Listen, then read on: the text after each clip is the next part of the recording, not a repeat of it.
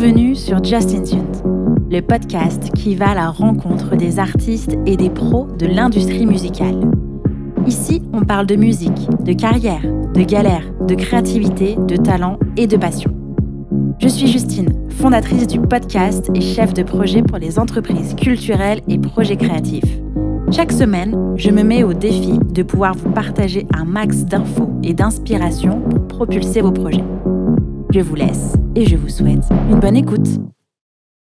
Salut Thibaut. Salut Justine. Ça va ? Bah écoute, très bien, merci. Je suis ravie de t'avoir dans le podcast aujourd'hui. D'ailleurs, merci d'avoir accepté mon invitation.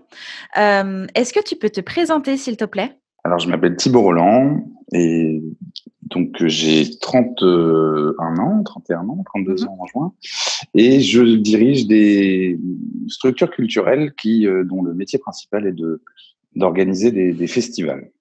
D'accord. Est-ce que tu peux nommer les structures dans lesquelles tu travailles ? Donc, je dirige l'association Velours à Reims qui organise différents temps culturels. Un festival qui s'appelle les Noces Féminines qui se déroule dans un monument historique à Reims. Une guinguette l'été, la guinguette rémoise. Et puis également un festival de hip-hop au sens pluridisciplinaire qui s'appelle le Boom Bap Festival. Okay. Et de l'autre côté, la majeure partie de mon temps maintenant est à Nancy, où j'ai la chance de diriger depuis 1 an et demi le Nancy Jazz Pulsation, qui est un festival historique qui fêtera, je l'espère, sa 47e année cette année, et qui est un festival qui se déroule en octobre, en milieu urbain, dans plein de salles, et qui propose différents styles de musique, à peu près tous, donc avec une propension de jazz importante, mais aussi du reggae, de la chanson, de la pop, du hip-hop, du rock, voilà, un petit peu tout ce qu'on aime dans tous les genres de musique différents. Ok.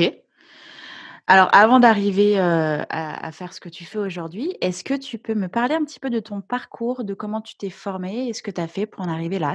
Eh bien, j'ai commencé par faire un cycle de musicien au conservatoire. À partir du CP jusqu'à la 3e, ça s'appelait les classes horaires aménagées. Okay. Et donc, j'étais à Reims, je jouais du saxophone, et donc on avait des cours aménagés à l'école qui nous permettaient d'apprendre le solfège, la chorale, de jouer dans des orchestres, dans des big bands, d'apprendre le jazz aussi. Et voilà, et à partir du lycée, j'ai fait un cycle général avec un bac S à la fin. D'accord. Et comme tout à chacun, on se demande toujours un petit peu ce qu'on va faire. Et moi, je voulais faire un métier qui ait du sens. Je voulais pas que ça soit répétitif. Je voulais que ça soit un peu original. Et puis, comme j'étais passionné de musique, je me suis dit que j'avais le choix. Soit je faisais musicien, et j'avais une bonne idée de ce que ça engendrait en termes de sacrifice, en tout cas de temps de travail et de possibilités infimes de réussir à le devenir sans être prof, par exemple, dans une école en même temps. Ou alors, je faisais le choix plutôt de travailler dans l'organisation de la musique. Okay. C'est donc ce que j'ai fait, et j'ai toujours voulu faire des grandes écoles, mais au final, je me suis retrouvé plutôt à faire un IUT de gestion des entreprises et des administrations GEA à Reims. Donc, c'était 2006 à 2008. IUT qui m'a j'y allais un peu en reculons, et en fait, j'en sors vraiment enrichi à l'époque parce que, d'une part, on n'était pas lâché comme le sont certains à la fac. Ça bossait dur, et en même temps, on apprenait vraiment des choses concrètes. J'ai appris la compta, le droit, et puis ensuite, j'ai cherché à faire une licence dans le milieu culturel. Donc, j'ai opté pour celle de Metz, qui s'appelait à l'époque la licence CMOPC, donc conception et mise en œuvre de projets culturels, qui n'existe plus. Et puis là-bas, il y avait un festival qui s'était monté à l'époque, c'était le Festival étudiant contre le racisme à Metz, et donc c'est là que j'ai vraiment fait mes premières expériences de chargé de production. Je savais pas que ça s'appelait comme ça encore à l'époque. Ouais. Donc l'accueil des artistes, donc gérer leur transport, leurs repas, leurs hôtels, et puis un petit peu de programmation. Puis à l'époque, j'avais un groupe de musique qui s'était monté quand j'étais à l'IUT, et qui jouait du reggae, jazz, un peu plein de choses différentes. Ça s'appelait Meltin. Et du coup, Meltin avait joué à ce festival d'ailleurs, et et Meltine, en fait, m'a aussi conféré à l'époque les premières notions aussi de gérer un groupe, comment ça se passe, que ce soit les répétitions, mais aussi si on veut sortir un disque, tout ce qu'il y a à faire. Donc ça, c'était c'était l'année d'université, c'était en 2008-2009. Et c'est à ce moment-là, quand j'arrive à Metz, 2008, en sortant du UT de Reims, que je vois les affiches du Nancy Jazz Pulsation, avec ces noms magnifiques qui se côtoient les uns et les autres, que ce soit des grands du jazz à côté des grands de l'électro, à côté des j'ai halluciné, moi, sur cette prog, je l'ai trouvé magnifique. J'ai juste halluciné et je me suis dit, il faut que je fasse mon stage là-bas. Et donc, mon stage de licence s'est fait au Nancy Jazz Pulsation. Et c'est comme ça, aux côtés à l'époque, de Patrick Kader, l'ancien directeur, et puis Justine Loubet, qui est toujours à NJP, qui est la directrice adjointe aujourd'hui. Okay. Et voilà, et j'ai appris la prod à ses côtés. Donc, la prod, comme je disais, c'est l'art d'organiser vraiment les choses. Donc, les horaires, les transports des artistes. Donc, évidemment, acheter les trains, mais aussi gérer leur arrivée à la gare. Où est-ce qu'ils vont, à la salle ou à l'hôtel? Où est-ce qu'ils dorment? Comment ils mangent? Combien ils sont? Est-ce qu'il y a des régimes particuliers? Qu'est-ce qu'ils ont besoin sur scène? Ce qu'on appelle le backline, quel ampli, quelle batterie, etc. Même si ça, c'est plus la partie du régisseur technique. Voilà, nous, on faisait en sorte d'essayer de voir ça globalement. Et donc, j'apprends bien ça avec eux. Puis, en plus, j'ai la chance, à l'époque, c'est toujours le cas d'ailleurs, ce poste de stagiaire permettait d'organiser la programmation du Nancy Jazz Poursuite, qui fait partie du week-end du off qui précède le festival. D'accord. Et qui est en fait la programmation d'une vingtaine de concerts dans 20 bars un soir, comme un grand marathon. En fait, j'avais confirmé que c'était vraiment ça qui m'éclatait, et la programmation musicale. Et voilà, donc ça s'est fait comme ça. Et en parallèle, donc le groupe continue de répéter tous les dimanches. Donc je revenais à Reims tous les week-ends. Et puis il se trouve qu'on se dit qu'on va sortir un album, et donc avant ça, il fallait, des fois on avait des concerts, il fallait faire des contrats, des factures avec Meltine, et donc on crée une structure qui s'appelle Velours en août 2009, voilà, en même temps que mon stage à Nancy. Velours, avec quel âge? J'avais 21 ans. D'accord. Et donc, cette structure-là va guider ma vie pendant 10 ans jusqu'à aujourd'hui. Ça a été vraiment mon fil rouge, Velours. D'accord. Avec tout ce que j'ai fait en parallèle. Et donc, c'est vraiment aussi cet asso-là qui va, moi, m'apprendre le métier en faisant, quoi, tout simplement. Pour ceux qui nous écoutent, c'est un métier qui s'apprend quand même en mettant les mains dedans beaucoup. Et voilà, donc le stage se poursuit jusque fin octobre 2009. Et puis voilà, je quitte Nancy enrichi de cette belle expérience. Et puis, en fait, je suis retourné à Nancy quasiment tous les ans, mais cette fois en salarié, quoi. Donc, entre 3 semaines et 1 mois chaque année, sur les salles où j'avais été mis en tant que référent lors de mon année de stage, donc c'est-à-dire accueillir les artistes de la salle Poirel et du théâtre de la Manufacture, donc en plus des artistes parfois plutôt jazz, et plutôt ça les thématiques de ces salles, ça l'est toujours d'ailleurs. Et donc moi ça m'allait très bien voilà, d'être un peu le référent NJP dans ces salles-là. J'y trouvais beaucoup de satisfaction, et musicalement aussi. Donc voilà, ça a continué pendant une paire d'années. Donc entre-temps, je rentre à Reims, j'enchaîne sur un stage à la Cartonnerie, qui est donc la salle de musique actuelle de Reims. Et j'accueille les artistes, tout comme je l'avais fait à NJP, mais dans un autre format, puisque là, on est sur une salle. Et donc, ça me permet aussi d'être au contact du centre de ressources régional des musiques actuelles. Et comme ça, je peux avoir des gens auprès de moi qui peuvent me conseiller pour Velours, comment la faire évoluer. Et puis, je fais cette rencontre superbe avec Véronique Vieillot, qui est à l'époque la directrice, non, pas directrice d'ailleurs, elle était à la direction départementale, attention, accroche-toi, direction départementale, mince, voilà. Je m'accroche. Voilà. Direction départementale de la jeunesse, sport et de la cohésion sociale, la DGSC. Voilà. Okay. Et à l'époque, cette direction-là, elle pilotait un super truc qui a été supprimé par François Hollande, qui s'appelait Envie d'agir. Ok. Et Envie d'agir, c'était une bourse nationale, donc étatique, du fric de l'État, donc de la direction déconcentrée avec la direction départementale, Ouais. qui offrait après un jury une bourse dans la poche d'un porteur-projet, donc pas dans son assaut, mais dans la poche du porteur. C'est un détail, mais ça compte au niveau de la symbolique. Et au-delà du fric, c'était une méthodologie. Et donc, en fait, Véronique, je la rencontre parce que je viens la voir pour, moi, je voulais sortir mon album en 2010 avec le groupe. Mhm. Et donc, je cherchais de l'argent, quoi, tout simplement. Et bon, on fait un rendez-vous. Elle me dit, tu sais, Thibaut, la bourse, elle est pas faite pour sortir des albums. Elle est là pour accompagner des projets structurants sur le territoire qui ont un impact sociétal. Donc, j'apprends des termes, tu vois, des choses Bien comme sûr. ça. Et puis, Oui. en fait, elle m'ouvre l'esprit, parce qu'elle me dit, regarde, tu me parles, en fait, de jeunes compétences techniques et artistiques autour de toi. Tu me parles d'un photographe, d'un vidéaste, de technicien son, de musicien, etc. Est-ce qu'il n'y a pas quelque chose à faire avec ça, Thibaut, plutôt que juste financer ton groupe? Est-ce que tu peux pas penser un peu plus loin? Et là, Mhm. j'ai eu comme une révélation ce jour-là. Donc, il y avait Véronique et puis il y avait Jean-Charles Siwila qui est, euh, qui est parti depuis de la cartonnerie, mais qui a été aussi un bon appui. Et voilà. Et donc, me voilà à déposer un dossier Envie d'agir, à être lauréat de cela.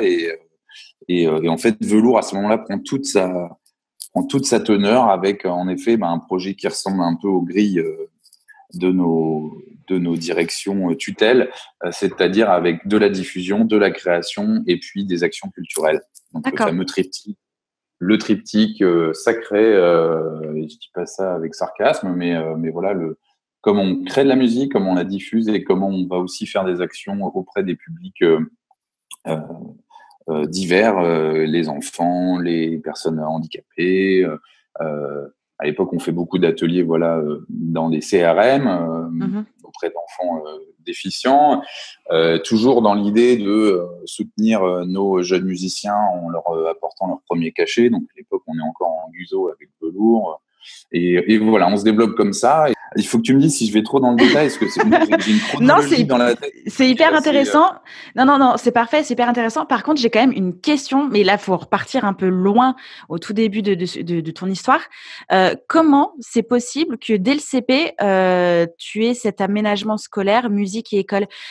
Enfin, t'as un entourage musical, musicien. C'était quoi cette volonté? C'était toi? C'était tes parents? Pourquoi? Eh ben, en fait, c'est un peu, c'est pas pour paraître prétentieux, mais ma maman, alors ma maman et mon papa, ils étaient pas toujours dans la musique. Mhm. Elle, à titre bénévole, elle était dans un festival de photos où elle faisait de la prod. Mais ça, je l'ai su que plus tard. Donc, c'est Ok. assez drôle. Et donc, voilà, elle avait une appétence artistique. Et puis, mon père et ma mère allaient à la chorale de temps en temps, je crois, avec des amis pour chanter, quoi. Mhm. Et puis, ma mère joue un peu de guitare. Mais voilà, il y avait rien de. C'était pas une famille musicale. J'écoutais les CD de ma mère quand j'étais gamin. C'était Souchon, Triane, Lavilliers, quoi. Tu vois, c'était Ok. plutôt cette dose-là. Et bon, bref, je suis en grande section de maternelle, puis je crois que c'est un truc genre je sais déjà lire. Et donc, en fait, elle le dit. Enfin, Monique Delabarre, qui est ma comment on dit, ma maîtresse de l'époque, dit à Ouais. ma mère, bon, écoute, je crois qu'il se débrouille bien à l'école. Alors, tu peux peut-être tenter ce cycle de classes à horaires aménagés, les CHAM, là, les fameuses Ouais, classes ouais. musique.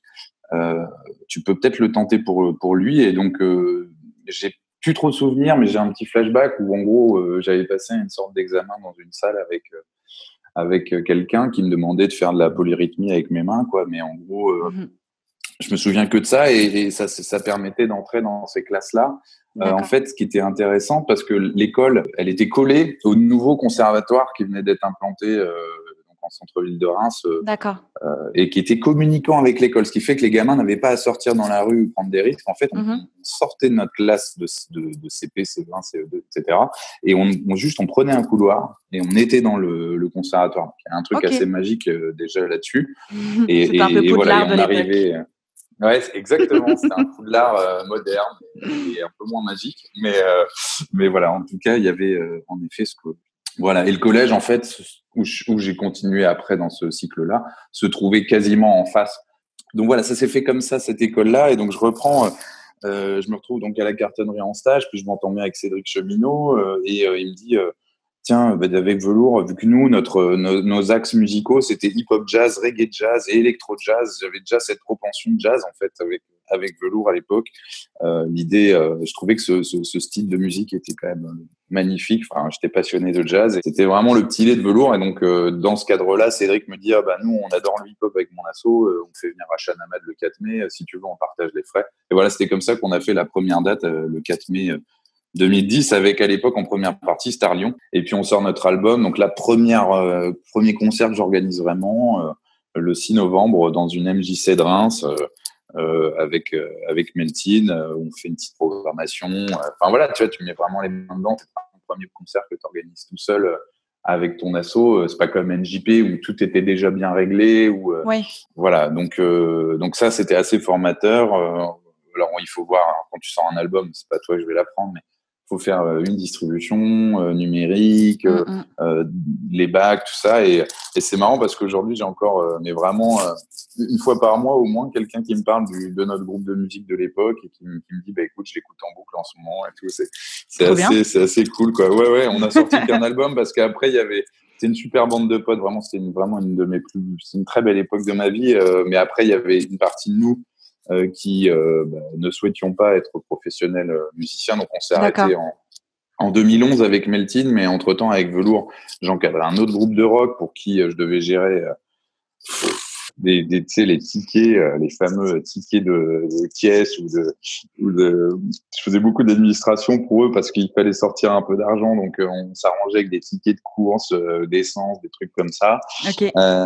On avait un batteur commun entre le groupe de rock et notre groupe de reggae, et voilà, fallait que je commençais à faire des concerts, à organiser des concerts. On commençait à faire des prestations en fait avec Velours d'organisation, on continuait les ateliers socio-culturels qu'on avait, et puis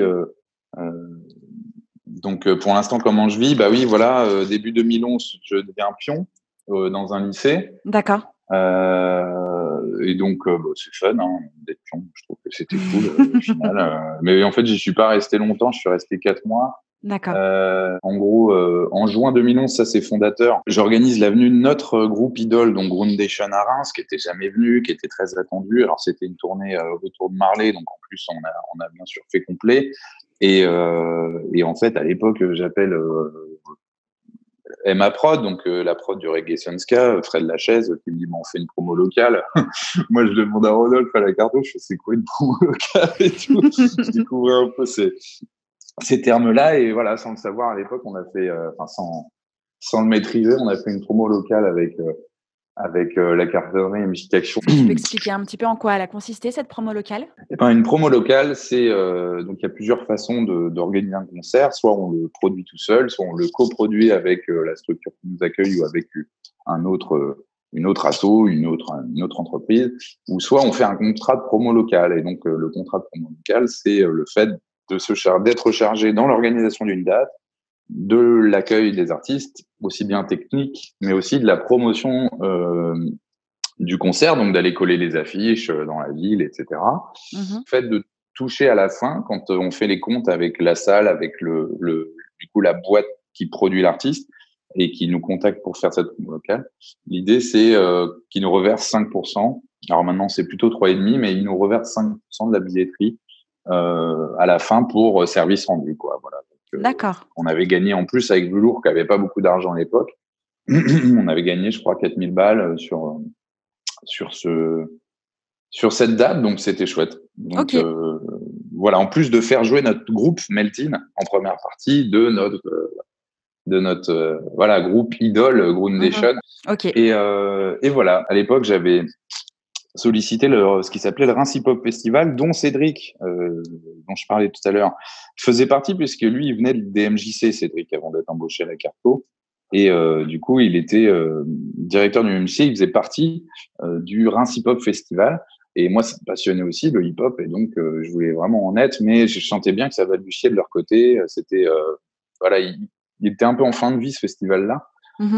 Et donc, et nous, à côté de ça, on organise une soirée à la Carto qui marche vachement bien en novembre 2011, qui s'appelle le Cabaret B-Boy à la base, à l'époque, et qui, en fait, s'est déroulé dans le club et où on proposait C'était le début des événements velours où on propose on essayait de proposer plus qu'un concert.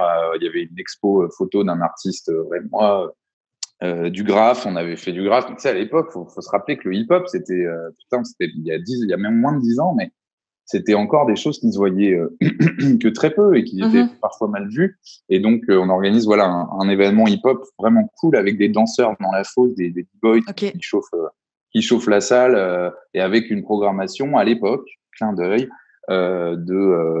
c'était Milk, Coffee and Sugar et aussi Blitz, The Ambassador. Moi, j'avais vu cette prog en allant au Printemps de Bourges où je cherchais du travail. C'est ça, fin avril 2011. J'étais au Printemps de Bourges à distribuer mes CV. Alors qu'avec le recul, je me suis dit, mais les tourneurs et tout, ils avaient vraiment autre chose à faire. Mais bon, je distribuais quand même mes CV, voilà. Et là, je rencontrais ma future boîte à Lyon, sans le savoir, qui m'avait dit, si tu veux, on peut faire ce plateau-là à la Carto. Et puis Cédric, lui, s'y connaît quand même pas mal. Et donc, il m'avait dit, ouais, c'est vachement bien, vas-y, fais-le. Et donc, voilà, on avait fait ce plateau Milk, Coffee and Sugar et Blitz, The Ambassador. Et voilà, donc ça faisait un bel ensemble pour cette belle soirée qui a été un franc succès. Je me rappelle de Cédric qui me dit, je crois que vous tenez un concept là. Et en fait, début 2012, du coup, je suis embauché chez Yuma. Donc, en fait, tu as rencontré Eric Bellamy au Printemps de Bourges pendant que tu distribuais les CV pour faire le plateau, c'est ça? Ouais, c'était Tom Cublier qui allait être mon futur collègue. D'accord. Voilà, mais il était sûrement avec Eric à ce moment-là, mais c'est Tom qui m'avait dit tiens, il y a ce plateau-là, on peut le faire si tu veux et tout. Et non, j'avais pas du tout calcul, tu vois, j'avais pas du tout prévu d'aller chez eux travailler, mais après j'ai vu une annonce. J'ai dû chercher du taf en octobre-novembre 2011. D'accord. J'ai vu l'annonce, j'ai postulé, je suis allé à l'entretien à Lyon. Okay. J'avais aucune compétence dans le booking, évidemment, mais de toute façon, ils cherchaient un jeune qui avait la dalle. Okay. Et comme ils ont vu que je me bougeais avec mon asso et que j'avais mon groupe et tout, je pense que ça a suffi à convaincre. Et puis voilà, me voilà début 2012 à Lyon, dans cette magnifique ville, à travailler pour Yuma, à découvrir ce que c'est que le booking. Donc, ceux qui nous écoutent, c'est le fait. Oui, ouais, je veux bien que tu détailles un petit peu du coup le métier de booker. Donc, un booker, qu'est-ce que c'est? C'est l'agent. Ça a plein de noms. Il y a plein d'homonymes dans notre milieu musical, de la prod musicale. Et donc, un booker, c'est aussi un agent, ce qu'on appelait un impresario à l'époque. Un booker, voilà, c'est aussi ce qu'on appelle un producteur, puisque des fois, la boîte qui produit des artistes en live met des sous pour la création d'un spectacle. En ça, il est producteur du spectacle. Et donc, le booker, c'est celui qui est chargé de diffuser. C'est aussi ce qu'on dit dans le théâtre, c'est les chargés de diffusion. D'accord. Et donc, le booker, c'est ça, c'est chargé de diffusion, agent, impresario, c'est tout ça.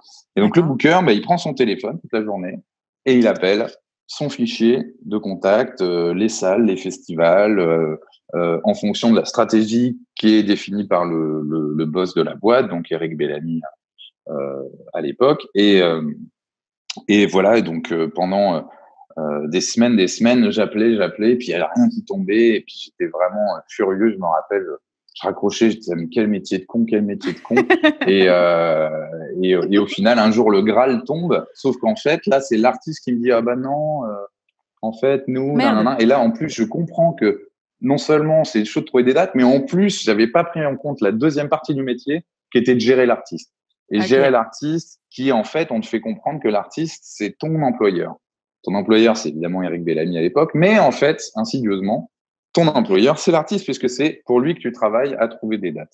Donc, évidemment, à l'époque, alors moi, j'arrive, il y avait Section d'Assaut qui décollait, c'était le début de la vague hip-hop en France. Donc, j'arrive chez Yuma, il y avait Section d'Assaut, il y avait Youssoupha. À l'époque, dans une autre boîte, il y avait un 995. C'était avant que toutes les boîtes de prod françaises se mettent toutes à faire du rap. On était quasiment les seuls avec Yuma. C'était une agence urbaine. On vendait aussi une compagnie de danse, Pokémon Crew. Oui. Voilà. Et donc moi, donc on était un binôme de bookers avec Thomas. Thomas, lui, il faisait le rap au sens rap pur et dur, et moi, je faisais plutôt des groupes un peu plus jazzy, un peu plus musicaux, on va dire, vu mon bagage. Et donc je m'occupais de Aquanaru, qui était qui est toujours une rappeuse américaine qui vit en Allemagne et qui jouait avec un backing band, qui était dans la lignée de Blitz, The Ambassador, dont je parlais tout à l'heure. Thomas avait gardé Blitz. Moi, je faisais Scratch Bandicoot, qui était un groupe de Lyon d'électro hip-hop, qui a signé depuis chez Chinese Man Records, avec qui j'ai vraiment beaucoup bossé. Il y avait les beatboxers d'Under Control. Il y avait qu'est-ce qu'il y avait encore bon, je sais plus, mais voilà. En gros, moi j'avais des petits artistes à faire tourner et de temps en temps, je trouvais une fois que j'ai été aguerri, je trouvais des dates pour section d'assaut. Il y avait les psychiatres de la rime qu'on avait récupéré à une époque. Il y avait Zao aussi, la chanteuse pop urbaine. Bon voilà, et donc voilà, j'ai mis longtemps à trouver une confirme et puis ça y est, au bout d'un moment, j'en ai trouvé et j'ai pu commencer à construire des tournées. Et donc quand on construit une tournée, on essaye de faire un routing, ce qu'on appelle un routing, donc d'avoir des dates qui sont à 200, 300 kilomètres l'une de l'autre, de sorte que le groupe fasse 2-3 heures en bagnole d'une date à l'autre et de construire comme ça un joli truc. Il se trouve que moi, je suis passionné de cartes, je suis passionné depuis que je suis petit, j'adore les cartes, j'adore la géo et donc j'adorais ce boulot parce que et je le détestais en même temps parce qu'il était vraiment ingrat, parce que les mecs, à l'époque, quand t'appelais les programmateurs, ils disaient non, mais c'est bon, j'ai bouclé ma date du rap du trimestre. Et en général, c'était une pesté parce qu'en général, c'était souvent un rappeur blanc. Tu vois ce que je veux dire? Il y avait quand même encore ce truc, vraiment, ça n'a plus rien à voir avec aujourd'hui, hein, mais à l'époque, faut vraiment se rendre compte que les mecs faisaient Grand Corps Malade et ils appelaient ça leur date rap, quoi. D'accord, ah oui, oui. Voilà. Ou un 995 qui nous piquait pas mal de parts de marché à l'époque. Mais voilà, entre-temps, ta section d'assaut qui explose et qui vraiment va permettre de casser les portes, casser les codes. Et donc, j'ai pu, via Yuma aussi, découvrir voilà, l'univers de la grosse prod, d'aller à Paris. Je me rappelle, j'étais à l'Olympia, j'étais chargé d'accueillir les artistes derrière sur la date de section, sauf que c'était tous les rappeurs de Paris et moi je les connaissais pas tous. Et puis il y avait Kerry, il y avait ils sont tous passés par là et puis à un moment j'ai fait bonjour, vous êtes qui? Moi j'y allais innocemment, tu vois, parce que je devais filer des bracelets aux mecs. Et là tu t'es pris un coup de poing. Non, les mecs étaient cool, tu parles. Mais moi en plus j'assumais à fond. Et voilà, et moi j'ai découvert vraiment le rap, j'ai approfondi ça en parallèle de monter, parce que j'arrive à Lyon et on nous propose avec Velours de reprendre le festoche de hip-hop à Reims, justement. Et donc, c'est là où ça avait vraiment tellement de sens. À l'époque, quand j'étais à Lyon, en fait, j'avais pas trop de vie. Hein. Je quittais même des fois pas mon taf, parce que j'habitais quasi en face de mon taf. Donc, en fait, je quittais tard ou je quittais pas. Enfin, voilà, je bossais tout le temps à Lyon. J'ai assez peu profité de la vie lyonnaise, malheureusement. Et donc, je bossais Velours en rentrant. Donc là, tu vivais de ton taf chez Yuma et à côté, j'avais mon SMIC chez Yuma. Voilà. Et à côté, je rentrais toutes les 2 semaines, je crois, à Reims, parce que c'était très, très long. Reims-Lyon, c'était 4h30, 5h en bagnole. En covoite, c'était vraiment épuisant. Tu vois, t'es arrivé le vendredi à 22, tu repartais le dimanche à 15. C'était une sacrée vie. Mais bon, voilà, ça a duré un peu moins de 2 ans. Outre le fait d'aller, évidemment, parce que quand on est booker, on va aussi sur des salons, Printemps de Bourges, Transmusical. Maintenant, il y a le MAMA, mais à l'époque, ça n'existait pas. Donc, on allait sur des festivals pro, faire du réseau, essayer de vendre nos artistes, discuter avec les programmateurs. Donc, à l'époque, je me fais un réseau de programmateurs en France incroyable qui me sert encore maintenant dans mon boulot de programmation parce qu'on s'appelle et puis il y a une veille qui est faite sur ce que font les autres. Et voilà. Et en ça, moi, j'ai trouvé ce boulot hyper enrichissant en termes de contact et de rapports humains, que ce soit avec les artistes ou avec les autres personnes du milieu, même si parfois c'est ingrat et que des fois tu as la haine un peu sur certains de notre milieu. Au final, il y a quand même un vrai plaisir à vivre cette vie-là, un peu qui est une vie de bureau et en même temps qui est décousue parce que t'es aussi, tu sors. Il y avait un festival de hip-hop à Lyon qui s'appelait l'Original. Il y avait le Ninkasi. Il y avait pas encore le sucre à l'époque aussi. Mais voilà, je vivais quand même un peu Lyon, mais c'est vrai que j'en ai pas énormément profité. Mais bon, j'allais sur les dates beaucoup. Et donc voilà, 2012 avec Velours qui fait les Noces Félines, la première édition, au Palais du Tau. Donc l'idée étant de faire ça dans un monument qui a 800 ans, qui est collé à la cathédrale de Reims, là où faisaient la fête les rois. Enfin, voilà, et on continue, on devait fêter les 10 ans là, comme je te disais, à partir d'aujourd'hui, et enfin de ce jeudi 9 avril. Et voilà, et donc on continue les ateliers avec Velours, donc à distance, on fait des petits mix dans les bars, et puis voilà, ça prend petit à petit forme. On gère la fête de la musique aussi pour un bar. On s'occupe toujours du groupe de rock dont je te parlais, et puis là on s'attache aussi à développer un artiste rap de Reims qui s'appelle à l'époque Lachnek, et voilà, et donc on fait ce travail-là à côté. Et on prépare surtout le festival de hip-hop qui aura lieu en 2013. D'accord. Voilà. Donc le réseau que tu avais créé depuis le départ était toujours hyper actif. Du coup, tu arrivais à mettre en lien chacune de tes actions, avec ce que tu avais déjà fait au fur et à mesure. Bah, c'est ça qui est passionnant, moi, je trouve. C'est justement de réussir à lier, non pas de cloisonner les choses, mais plutôt de le voir dans une entièreté et de pouvoir lier les choses et les gens pour faire des projets, quoi. Totalement, parce qu'une fois que tu es parti de la Carto, tu aurais très bien pu dire: «Bon allez, c'est bon, ça c'est fait. Ensuite next, j'en suis où?» Alors que tu Bah non, parce as qu'il y avait continué de Velours. garder du lien. Non, OK, oui, bah oui. Il y avait Velours Mmh. qui me tenait comme un boulet à la fois, parce que parfois c'était vraiment difficile en Ouais. termes d'énergie. Et à la fois, j'étais sûr, moi, que j'allais repartir de Lyon un jour. Je savais en arrivant, quoi, Mmh. que, en fait, je partais juste pour acquérir des compétences et pour les ramener à Reims pour développer Velours. Et donc, au bout d'un moment, on fait le choix. Donc, Arnaud était revenu dans l'affaire, avait quitté 3D Family, s'était installé à Reims pour préparer le festival de hip-hop. Moi, j'arrête donc Yuma. Au bout de 5 ans? Donc, Non? non, 1 an, 18 mois, j'ai fait chez OK, Yuma. d'accord. Bah parce que le booking, j'avais vite fait le tour aussi, tu vois, c'était quand même. Enfin, j'avais l'impression d'avoir fait le tour, en tout cas, et donc je quitte Yuma, c'était fin 2013. D'accord. Donc, entre-temps, avec Velours, on a organisé le festival de hip-hop qu'on a donc nommé Boom Bap, en référence à la connotation du rythme, boom bap de l'âge d'or du hip-hop, et en même temps, OK. je trouvais que cette connotation boom bap, c'était une onomatopée qui faisait aussi assez famille, enfant, et que ça pouvait être assez, justement, pour désacraliser le genre, ça pouvait être assez cool. Et puis, à l'époque, on organisait aussi des fêtes de la musique dans les quartiers de Reims, à Croix-Rouge, à Wilson. C'était dur, hein, le boom bap. On a été très mal vu des quartiers au début, parce qu'on disait c'est qui ces Bourges c'est blanc Bourges. On était blanc, on n'était pas Bourges, hein, mais bon, qu'importe, c'est blanc du centre-ville qui reprennent le hip-hop à leur compte et tout. Donc, il a fallu pas mal discuter aussi sur le territoire. Ce qui est vraiment différent entre les métiers de diffuseur, de booker et de programmateur, c'est vraiment la notion de territoire. D'accord. Les bookers, ils ont, eux, une relation avec l'artiste. Et nous, les programmateurs, alors, on a aussi des relations avec les artistes locaux en général, mais on a surtout, nous, un travail de territoire à faire, connaître son public, quel type, comment on fait grandir les gens à travers nos actions, comment on inclut nos festivals, quel effet sociétal ont nos festivals sur le territoire. D'accord. On sait qu'un festival, c'est des retombées économiques, c'est des retombées sociales, c'est du lien, c'est de la découverte, c'est de la pédagogie aussi. Voilà. Et donc, c'était hyper intéressant d'avoir la vision globale un peu à la fois de la production d'artistes, comment ça se passe, le réseau national, et puis à la fois le côté territorial, vraiment dur, terre, quoi, d'aller carrément, même dans les quartiers, organiser la fête de la musique.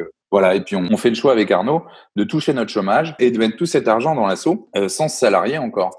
D'accord. Donc, à l'époque, on ramène du fric dans l'asso, mais nous, on vit sur notre chômage. Moi, je vais toujours au Nancy Jazz. Arnaud, lui, il fait toujours des tournées. Lui, il était tour manager.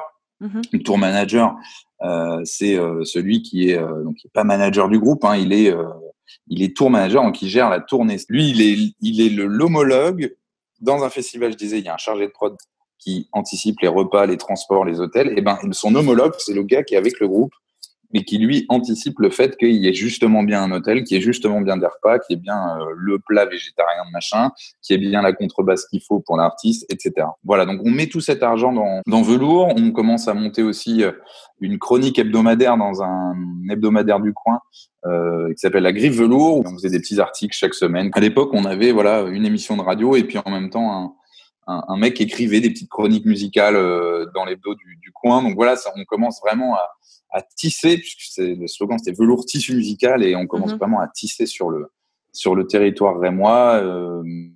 Et voilà, donc tu commences à aller chercher des médias, les médias nationaux, Radio Nova, les Ça, tu le faisais toi-même?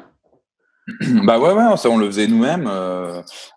Des fois, on avait des contacts. Alors, je me rappelle les Inrecuptibles. À l'époque, on structurait Velours, donc on avait le droit à ce qu'on appelle un DLA, c'est un accompagnement d'une personne qui est payée par le département pour nous conseiller. Et donc, c'est elle qui avait un pote qui bossait chez les Inrecuptibles et qui était un spécialiste du hip-hop, et donc qui nous avait fait une page de dingue dans les Inrocks, ce qui fait que les politiques du coin, ils avaient un peu halluciné sur la portée du boom bap au niveau national. Alors bon, tout ça, c'est de la presse, hein, mais voilà, du coup, ça donnait un peu de relief à notre initiative, qui en plus avait vraiment du fond, et et de la forme, quoi. Le boom bap avait vraiment de la gueule. Et, et donc, on allait rencontrer Radio Nova, en effet. Et en fait, du coup, Velours commence même à être un petit peu visible et identifié par certains partenaires médias ou certains tourneurs. Et puis, il y a une nana, Paulette, qui est paix à son âme, décédée depuis, mais qui a une voix d'or, qui est rémoise. Et en fait, moi, quand je quitte Yuma, à l'époque, fin 2013, il y a une autre boîte qui vient me chercher et qui me dit, tu veux pas faire du booking pour nous? Et moi, j'ai halluciné un peu, quoi, parce que, je veux dire, des bookers, il y en avait plein la France, et il vient me demander, et je lui dis, non, moi, j'arrête le booking. Le but, c'était de me concentrer sur Velours essentiellement. Et il t'avait repéré comment par rapport aux actions de Velours? C'est ce que je lui ai demandé. Je lui ai dit, pourquoi moi? Pourquoi? Et en fait, c'est Clément Jolin, à l'époque, qui me propose ça. Et en fait, il m'avait repéré parce que Onos Féline, oui, parce que je m'étais renseigné. Il me dit, c'est parce qu'on avait échangé des mails et des appels, je sais plus. Et il me dit, voilà, je te parlais de Jungle by Night, qui va devenir un des groupes phares de mon activité. Et il me dit, voilà, je sais pas, ça s'est fait comme ça. En gros, je t'ai bien senti. Voilà, j'ai vu ton profil, ça m'a intéressé. Et puis on s'est dit que, donc voilà, puis je passe un coup de fil au boss, qui s'appelle Olivier Jacquet. J'ai une grande estime pour cette boîte-là aussi. Franchement, j'ai un flash humain aussi avec lui. Et voilà, et donc on part sur un truc un peu où je leur fais une facture avec Velours. On part sur 10 heures de booking par semaine, voilà, quelque chose d'assez léger. Moi, j'avais dit à Clément, moi, je veux bien refaire du booking, mais que des groupes que j'aime. Donc voilà. Et là, je leur passe, je me rappelle, au Trans musical, je leur passe, c'était fin 2013, je venais de quitter Yuma et j'allais bosser pour eux. Et je leur passe le CD de Paulette Wright. Et 2 jours après, Olivier me rappelle, il me fait, putain, mais c'est qui elle? C'est quoi ce truc, quoi? Et donc, au final, Olivier avait repris le flambeau avec Marseille derrière. Ils ont une politique hyper intéressante. Maintenant, ça s'appelle Grand Bonheur, la coopérative, mais ils associent vraiment les artistes à la politique de la boîte. Ils sont sur les 4 associés qui dirigent la coop, il y a 2 artistes. Et donc, les artistes sont au milieu du projet. C'est pas juste. Chez Yuma, c'était un peu plus classique. On a notre boîte et on fait tourner des artistes qui, du coup, génèrent un chiffre d'affaires. Donc, il y a évidemment des aventures humaines, mais voilà, c'était un peu une activité économique musicale normale. Mais chez Marseille, il y avait le truc en plus de penser la chose globale et déjà d'être un peu dans le futur sur les nouvelles manières de faire, je trouve. Et puis l'amour de la musique, parce qu'ils bouquaient de tout, limitrophe, de l'afrobeat, du rock, de l'électro. Voilà, on n'était pas que sur l'urbain. D'accord. Au niveau du booking, parce que tu travaillais avec différents groupes, différentes identités musicales. Comment tu arrives à passer d'un genre à un autre, d'une identité à un autre? Comment tu switches entre ça? Est-ce que le discours reste le même ou est-ce qu'à chaque fois c'est personnalisé et c'est aussi en fonction de qui tu es en train d'appeler? Alors, à force, au bout d'un an de booking, je dirais, tu commences à avoir une espèce de carte d'identité de chaque programmateur qui se fait un peu naturellement. D'accord. En gros, tu sais pas forcément quel âge il a, mais c'est plutôt quelle musique il aime, quelle couleur à la salle, finalement, quelle image il a et il souhaite diffuser, quel groupe pourrait lui convenir. D'accord. Et donc, et en plus, je trouve que dans le booking, et il y a certains bookers que j'ai actuellement, moi, en tant que programmateur au téléphone, où je reconnais en fait cette manière de faire, c'est-à-dire que les mecs vont au-delà de la vente de leur propre artiste, qui est évidemment essentiel pour eux et qui est leur but, mais ils vont aussi parler musique. Et c'est peut-être ça qu'avait fait tilter Clément à l'époque, mais c'est-à-dire que tu peux parler avec des mecs aussi en disant, ah ouais, cet artiste-là, c'était pas chez moi, mais c'est vachement bien, ou celui-là, je l'ai fait sur mon festival. Donc là, tu découvres que le booker, il a aussi un festival, en fait, et que du coup, il connaît. Enfin, voilà. Et je trouve que c'est dans ce rapport-là, c'est dans cette discussion-là que s'instaure un lien de confiance entre le programmateur et le booker, même s'il ne faut pas se leurrer. Je dirais, en contradiction avec ce que je viens de dire, c'est quand même l'artiste qui fait le booker souvent. Alors, il y a une histoire de personnalité, de relations humaines, de finesse, de connaissance du type que tu as en face de toi. Mais il y a aussi le fait que si tu as une tête d'affiche, je sais pas, le mec qui book, j'en sais rien, le gars qui book, je sais pas ce que je pourrais raconter, Oxmo Puccino ou Stromae ou quoi. Ce gars-là, il est pas connu. Si on lui met Stromae dans les pattes, il va être très vite connu, ce booker-là. Il n'y a pas de souci, quoi. Tout le monde voudra l'artiste. Mais moi, je commençais plutôt dans le dur j'ai toujours plutôt booké des artistes qu'on connaissait pas. J'ai vendu quelques dates de IAM ou de Section d'Assaut à l'époque chez Yuma, mais au fond, tu es connu parce que tu défends des artistes avec un discours musical. Et alors, peut-être que là, le bagage musical du conservatoire et puis l'amour de la musique m'a aidé, tu vois, à pouvoir parler vraiment de musique avec des types et pas juste réciter un texte. Mais ce qu'on faisait, c'est que on écrivait un petit texte, alors on se le mettait sous les yeux, on a des argumentaires, on écrivait des argumentaires par artiste qu'on bookait et on se le foutait sous les yeux au téléphone. Et l'idée après, c'est pas évidemment de réciter son texte, mais c'est d'aller piocher dans son texte avec le mec au téléphone juste pour pas oublier les arguments du genre il vient d'avoir une pleine page dans le monde. Là, on fait les Un Rock Festival, Wheel of Green, machin, les trucs qui brillent un peu. On cite les festivals qui marchent, on cite les beaux articles de presse, on dit qu'il a l'album qui arrive à telle date, on cite la scénographie ou voilà tout ce qu'on est en train d'acheter, de payer et quelle est l'idée du groupe. Voilà, s'il y a un grand écran avec de la 3D, par exemple. Voilà, on essaie de montrer les qualités de ce spectacle-là et pourquoi il est original par rapport aux autres, parce que c'est un secteur hyper concurrentiel. Et donc, on se met cet argumentaire-là qu'on écrit nous-mêmes sous les yeux et puis on y va comme ça. Et en fait, plus on a de belles dates et plus ça donne aux autres envie d'avoir des belles dates. J'avais un boss à l'époque qui m'avait dit, mais de toute façon, c'est tous des suiveurs. Alors, c'était un peu réducteur de dire ça, mais au fond, je comprends ce qu'il dit parce que c'est vrai que nous, en tant que programmateurs, parfois, on est rassurés.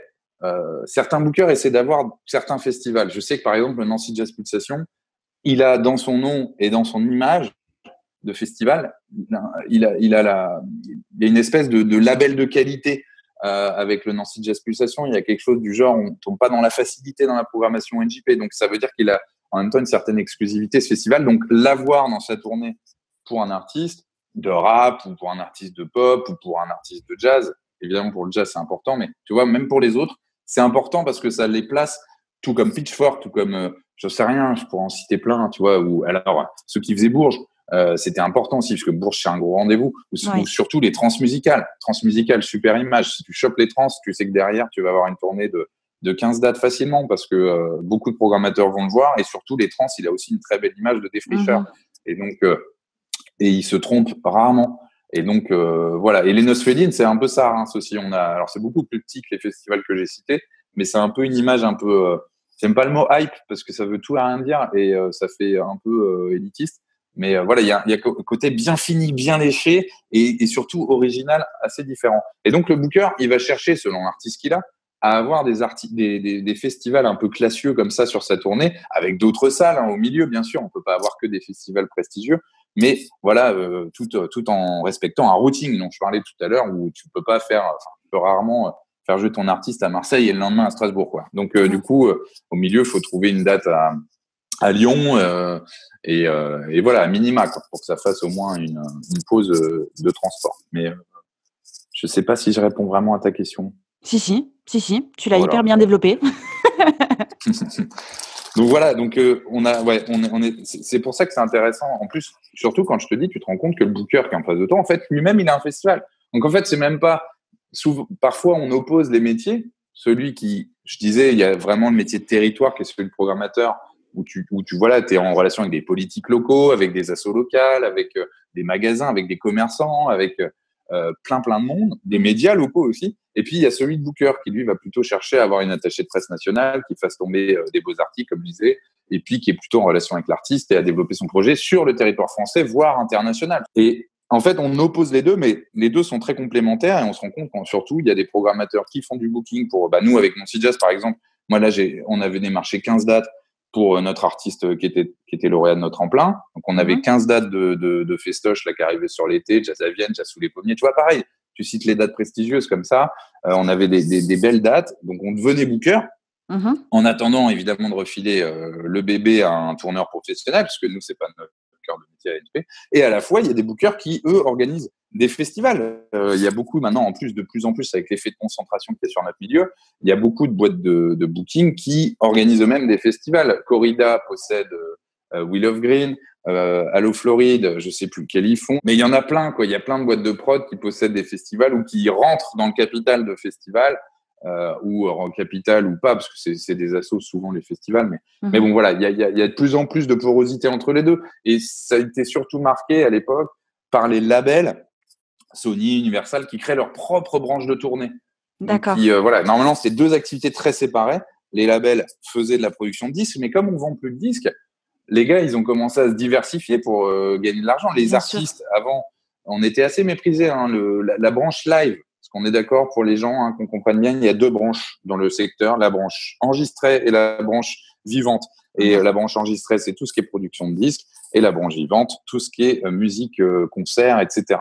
Et donc, c'est 2 métiers différents, mais qui en fait se recoupent de plus en plus, puisque on ne vend plus de disques, le streaming rapporte que dalle, et que du coup, les artistes, en fait, leur seul moyen de vivre aujourd'hui, c'est de tourner. Et d'où le problème actuellement avec le corona, d'ailleurs, parce que du coup, les gars, ils tournent plus, et donc, je sais pas combien d'intermittents vont être dans la merde, mais bon, c'est un autre sujet. Tout ça pour dire que du coup, les boîtes de prod ont créé leur branche de tournée, qui sont venues nous concurrencer, nous. À l'époque, Yuma, qui était la seule quasiment avec un peu augurie sur le rap aujourd'hui, mais non seulement tous les tourneurs font du rap quasiment, mais en plus, les maisons de disques créent leur propre branche. Il y a une concentration, un effet de concentration qui fait un peu flipper, hein. Mais bon, faut garder un peu du sens et essayer de. Moi, c'est en ça que je me suis toujours plus senti proche quand même du côté territorial des choses, du côté festival, du côté programmation, plutôt que du côté production d'artistes, parce que côté production d'artistes, c'est quand même un monde vraiment industriel. Et le côté festival reste quand même un peu plus artisanal, un peu plus associatif. D'accord. Il y a beaucoup de bénévoles, par exemple, dans les festivals. Il y a beaucoup de liens humains. D'accord. Voilà, la musique se voit vraiment globalement et non pas comme un seul. Il n'y a pas plein de métiers. Alors, la personne chargée de la communication ne fait pas le même boulot que la personne chargée de la production ou de l'administration. Tu as soulevé la question qu'il était quand même intéressant, voire indispensable, de développer le live. Est-ce qu'il faudrait, dans ces cas-là, dans une stratégie pour un artiste émergent en développement, de chercher un tourneur ou un booker ou les deux? Est-ce que c'est complémentaire? Est-ce que c'est d'abord l'un ou l'autre? Alors déjà, je voudrais dire à l'artiste que, parce que souvent, moi j'ai eu aussi ce retour-là avec les artistes que j'ai bossés, des questions qui se posent, je voudrais dire à l'artiste qu'il fasse sa propre musique, qu'il n'essaie pas de copier un style qui marche, parce que le style qui marche, non seulement ça sera pas le sien et du coup ça sera pas authentique, mais en plus ça sera sûrement passé de mode quand il sera arrivé à le faire. C'est une discussion que j'avais avec Scradmondi à l'époque quand on se disait mais putain, mais si tout ça cartonne, pourquoi nous ça cartonne pas? Je comprends pas et tout. Et en fait c'est une discussion que j'ai eue très régulièrement. Donc déjà il y a une première chose, c'est que l'artiste faut qu'il fasse sa propre musique. Ça marche pas, c'est pas le problème. Le problème c'est d'être authentique dans ce qu'on fait.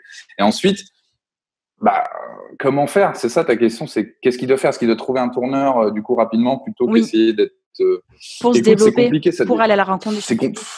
Si on avait la recette magique, mais je suis toujours embêté avec ces questions-là parce que à la fois on voit très bien des artistes qui tournent et qui sont repérés par le milieu professionnel, que ce soit les gros labels qui eux-mêmes, comme je disais, ont leur branche de tournée, ou d'autres parce qu'ils ont des streams à fond. On voit 1 million. Ah merde, le mec il a fait 1 million de vues en un mois sur YouTube.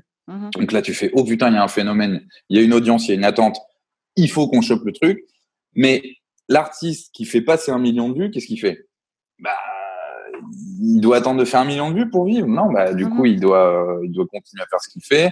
Il peut jouer, en effet, avec les outils web marketing que tu connais. Il peut essayer d'améliorer sa visibilité sur le web.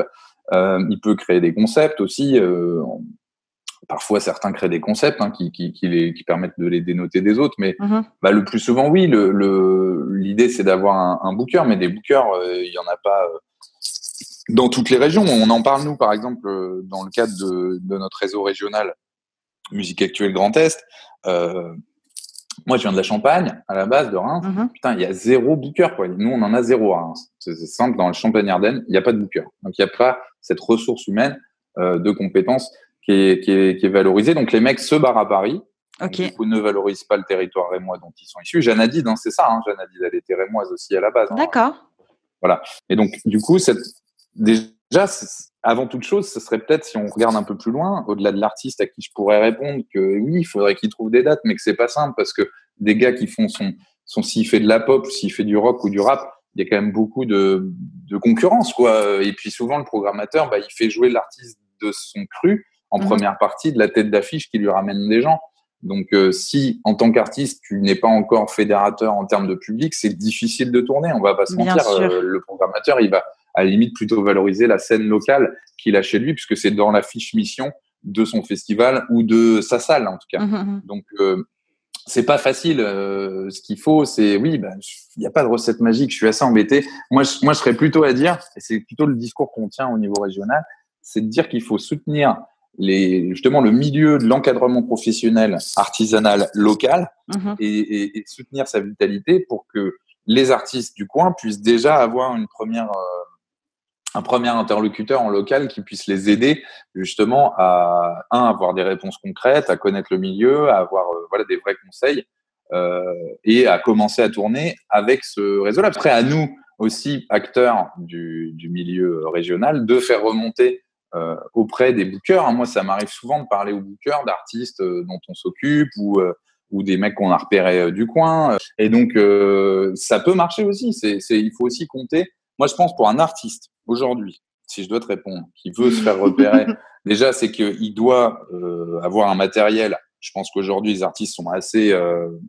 avec Internet et avec les outils et les conseils, en l'occurrence même ton podcast, ils sont assez armés pour être au courant, quoi. Aujourd'hui, c'est plus comme en 2010 ou en 2005 où tu es là, bon, comment je fais, c'est à qui je me réfère. Il y a des SMAC, il y a des salles de musique actuelles qui sont là pour ça, il y a voilà, il y a quand même énormément de conseils. Déjà, ça, c'est une base. Faut prendre tous les conseils et ensuite, possible. Et puis, surtout, faut se faire repérer. Faut se faire repérer au niveau régional déjà, au niveau de ta salle de musique actuelle de là où tu habites. Et puis, au niveau des professionnels de ton coin, du festival de ton coin, s'il y a une manageuse ou un tourneur ou quelqu'un qui fait justement ou un label qui fait ce métier-là, c'est aussi aller vers eux, présenter le truc, même si ça marche pas. Au moins, ils auront identifié le machin, parce que c'est aussi des gens en général. Ouais, le réseau, absolument. Et c'est souvent des gens qui se retrouvent dans des comités de sélection, de validation, de demande de sub au niveau régional. Donc, au final, on se connaît tous. En fait, tu te rends compte, et notamment avec la fusion des régions. Ça a vraiment en plus amplifié ce réseau. À l'époque, on était région par région. Maintenant, c'est des grandes régions. Et moi, c'est très discutable cette fusion des régions, mais en tout cas, sur le point humain, je trouve ça super. Oui. Je trouve ça super ce que ça a créé entre nous.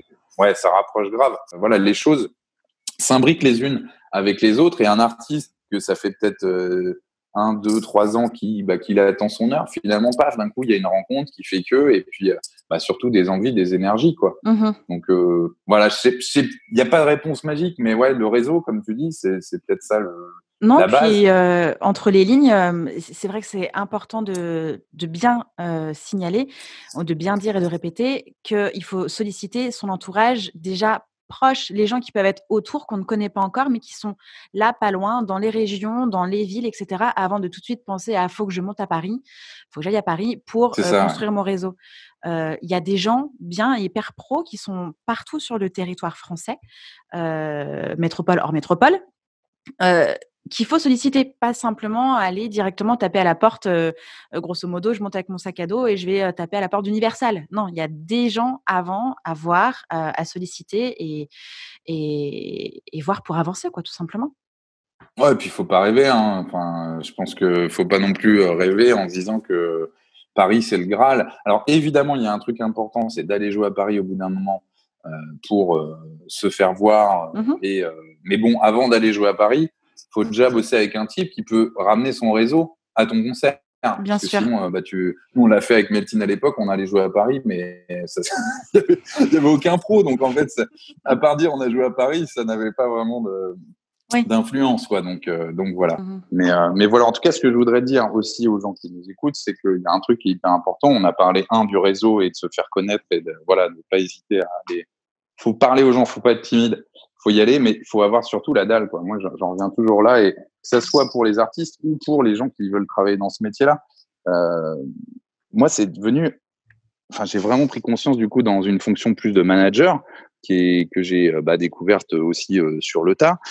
C'est que les gens que t'embauches, au début, j'étais super séduit par les CV, les compétences des gens, et en fait, je me suis rendu compte, c'est évidemment important et je viens d'embaucher une nouvelle chargée de communication à Nancy qui était directrice de l'école des Franco, et je suis ravi parce qu'elle a tu sais que tu as affaire à quelqu'un qui connaît son boulot. Mais il y a vraiment une histoire d'humain. Il y a vraiment une histoire d'humain qui passe avant la compétence, une histoire d'état d'esprit.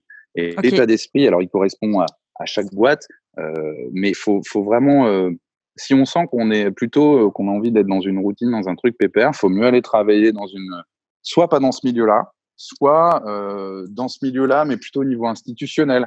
C'est pas pour faire la critique de mes collègues qui travaillent dans les institutions, parce qu'il y en a aussi qui ont une vraie belle énergie. Mais je veux dire, il y a un truc un peu plus sécurisant que d'être dans une asso. Voilà, il faut pas compter ses heures. Il y a un état d'esprit de passion qui est vraiment à la base de moteur et qui justement permet de dépasser cette espèce de truc de quota d'heures ou de je travaille pas le week-end ou je reçois pas de texto. Après, moi, je vois ça comme ça. Je peux pas imposer ça à mes salariés, évidemment, mais il y a quand même ce truc de cet état d'esprit de se dire la dalle. Toujours aller être, toujours avoir des idées, toujours se nourrir des autres, ce que font les autres et de réussir enfin, c'est même pas réussir, ça doit être vraiment ça doit être naturel, en fait, Ouais, il faut que ça vienne des tripes viscérales, quoi. Ouais, des tripes. Ouais, c'est ça. Et moi, je pense que ça, c'est hyper important qu'on soit musicien, chargé de prod, chargé de com, ou chargé d'admin, ou quoi que ce soit. En fait, ce milieu-là, il prend aux tripes. Et là où cette histoire de se faire remarquer, pas remarquer, en fait, ça vient de là, quoi. C'est vraiment important, quoi. Faut vraiment, on peut avoir des enfants en parallèle, hein, quand même, hein, même si c'est pas toujours simple. Je pense à mes amis bookers qui vont sur beaucoup de dates de leurs artistes ou quoi, mais on peut avoir une vie de famille et une vie normale à côté. On a plutôt un travail de bureau, d'ailleurs, hein. C'est plutôt un travail de bureau, ce milieu-là. Mais faut vraiment avoir la passion qui nous anime au fond. Faut pas chercher à vouloir faire du fric à tout prix. Faut vraiment plutôt trouver du sens dans ce qu'on fait et vraiment avoir la dalle, quoi. Je trouve que c'est vraiment ce mot-là.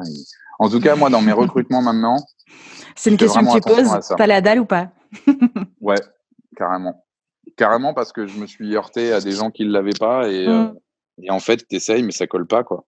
Colle pas, t'as beau essayer et voilà. Et je suis convaincu que cet état d'esprit de battant et de passionné, il est au cœur de notre métier, mais sinon, tu fais pas ça, en fait. Alors, oui, c'est le nerf de la guerre, le fric. On va pas se mentir, je suis pas non plus en train de dire qu'il faut pas faire de fric. Je suis un chef d'entreprise et évidemment, il y a une quête de la rentabilité qui est nécessaire. Mais voilà, c'est où tu places le curseur de la priorité dans le métier que tu veux faire et dans la manière dont tu le fais, quoi, surtout.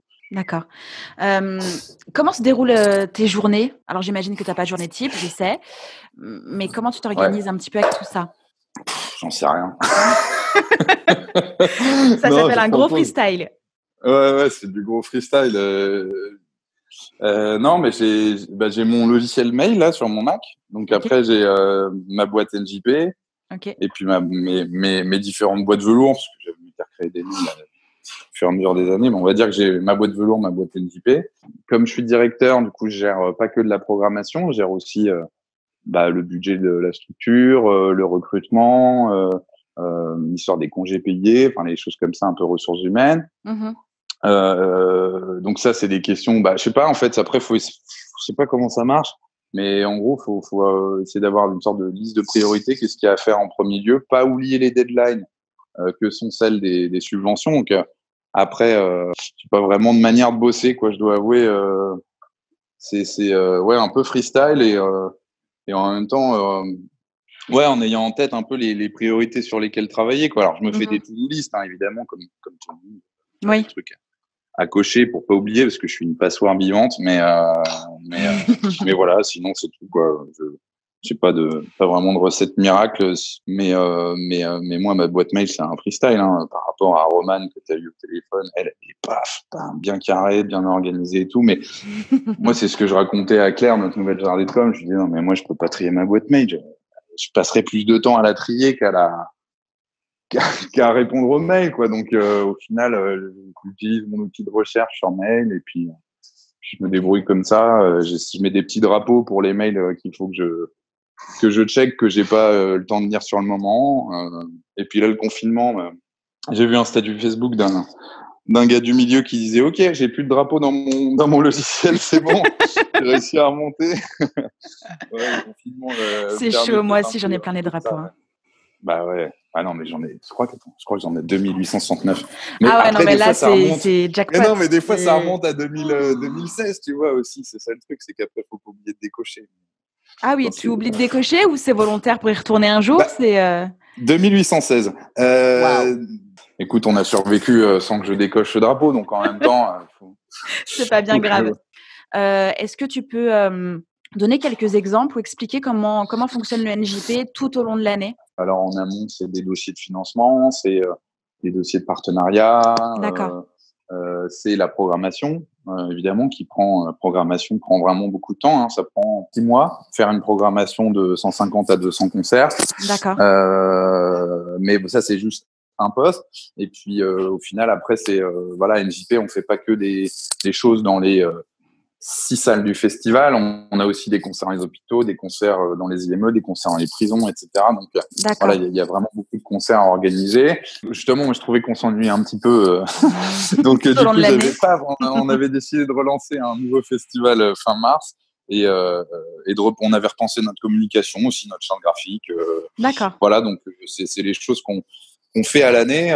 Mais oui, comment expliquer aux gens qu'en effet, il y ait 5-6 personnes qui bossent à l'année sur un festival. Alors, il y a des festivals qui font vraiment rien à l'année, hein, à part leurs 4 jours, D'accord. notamment des gros. Et donc après, il y a toute cette histoire de bilan hein, aussi qu'on fait après les festivals, qui prend du temps. Et puis de rencontrer les partenaires, de faire les bilans avec chacun. C'est une nébuleuse quand même autour d'un festival qui doit s'entretenir toute l'année. Et en fait, quand on dit que ça dure... alors nous, ça dure 15 jours à NJP, mais en fait, à partir de 3 mois avant le festoche, t'es vraiment dans le rush, quoi.